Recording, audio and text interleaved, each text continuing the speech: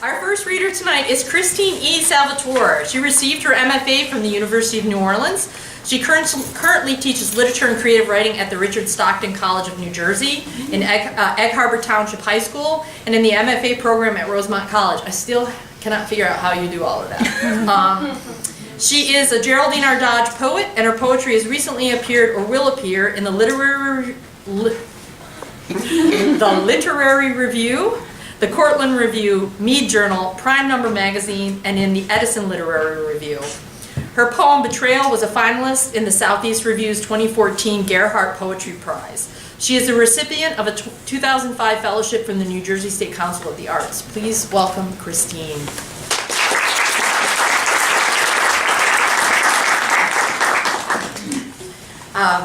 10 minutes? 8 minutes? Yeah, thereabouts, yes. Okay, all right. Less than 10. Less than 10, got it. Okay, hi. It's great to be back up here in front of the giant fireplace. I'm going to read some poems tonight that have to do with the Hurricane Sandy and what happened to my sister during those events. She lost her house. Not directly through the hurricane, but her house was badly damaged, and while they were displaced, some of the wires corroded and the house burned down. So it's going to be a really happy reading.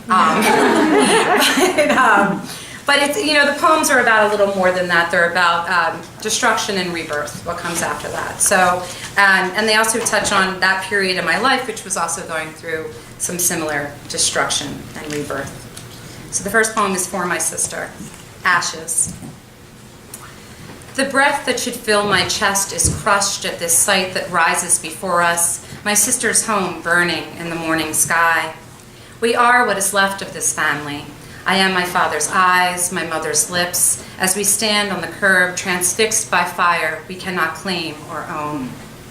Years ago, we fed our parents' bodies to the flame, ashes to ashes, my father would say, but my sister shivers and sways as she smooths the hair and tears and arms of each of her children, relishing their wholeness.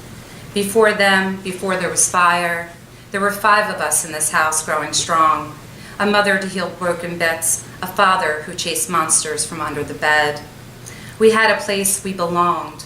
My sister only wanted to feed and bathe her children among those memories. No matter what happened to them, at least they had a home. But now that home is burning.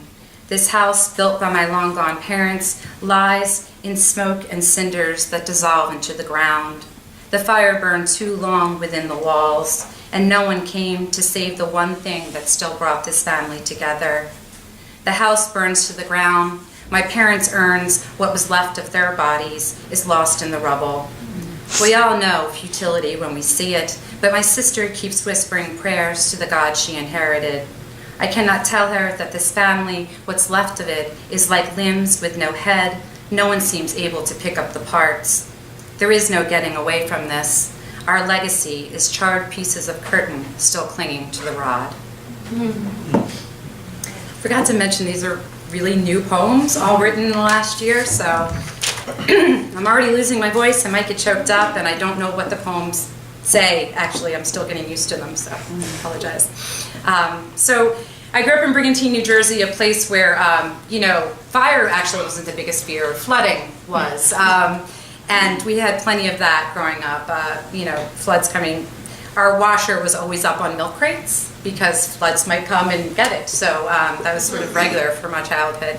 So there's both fire and water in a lot of these poems. And this is called Drought. Somewhere between our house and the trees, the water trenches deep. Crossing is impossible without belief. Swollen river, tell me your name and I will whisper my secret. I will tell you why these heavy limbs refuse to float, why even breath won't keep me from sinking. On the banks of the river, we build what the earth gives us to mimic. The difference between the truth and the truth is the difference between pink gladiolas and a red rose. My water glass is almost empty. From this window, I can see the river swelling.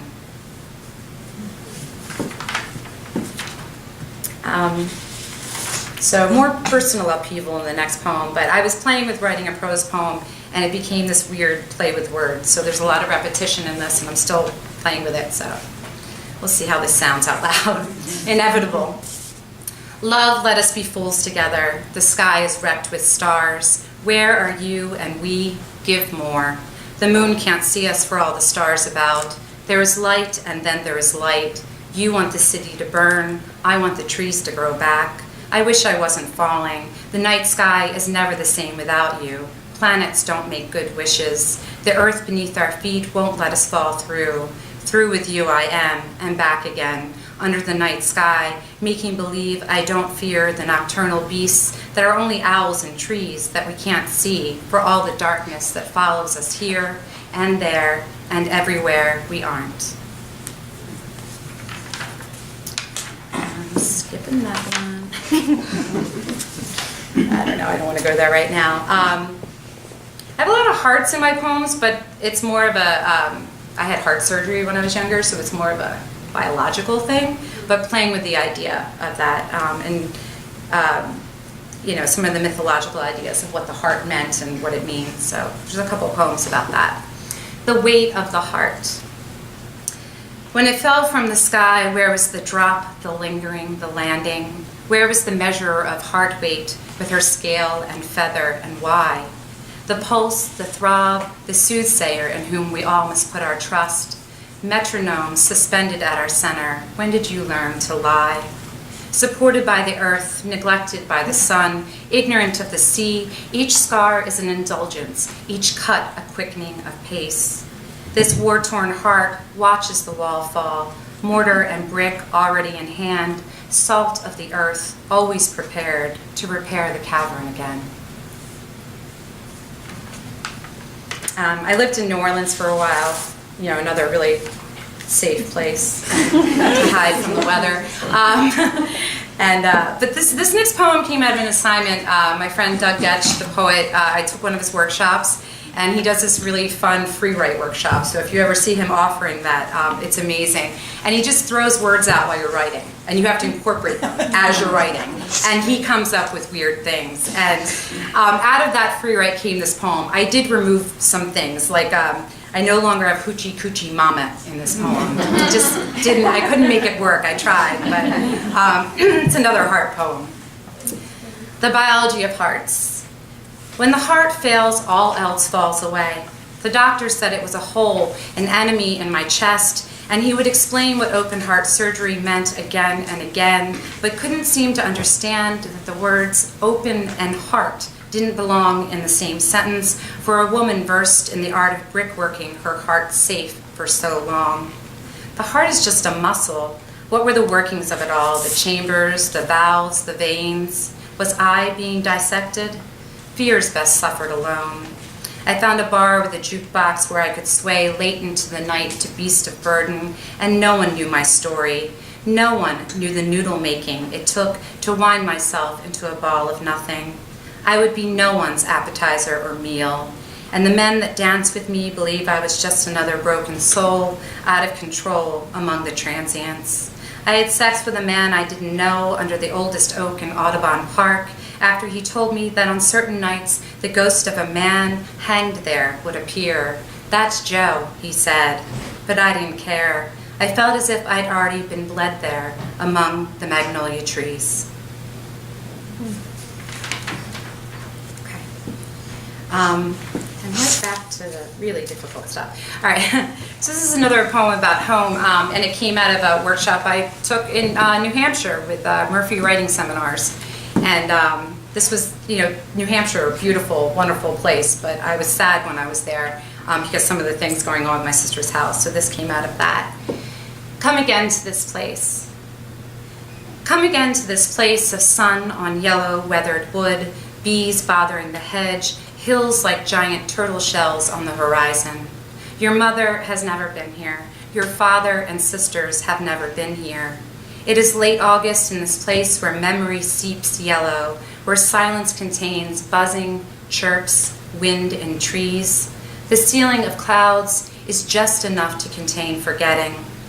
Behind closed eyes, yellow wood, white clouds, blue patches, enough green to start a riot of optimism. Home is far away, but always with you. The mercurial need to stay put keeps you still for now, and the colors remind you of something that never happened. You are unafraid of what you both know and don't know. Trees seem taller than you can imagine. Childhood climbs the tallest one, peers down at you with amusement, definitely keeps secrets in its patched pocket. You are almost home, almost okay again. Each death of a parent was a shot of Novocaine to the heart. Disappointment becomes a fly buzzing your ear. Heartbreak, a temporary sprain. What can the world do to you now? The hedges of the house you grew up in border each memory, keep it safe and partially hidden. You can't come and go as you please, but there is no safety net and no fear of falling. What will matter again and when? Sunned wood, blue sky, green riot, borders of a new territory that tries to teach you to be here, to be present, to do more than witness this life. It is clear how you got here. Back home, there was a drawer full of unlabeled photos. Most were yellowed and nameless. And then I'm going to end my little phoenix rising from the ashes poem. Yeah. The rebirth. Finally, right? Okay. Betrayal.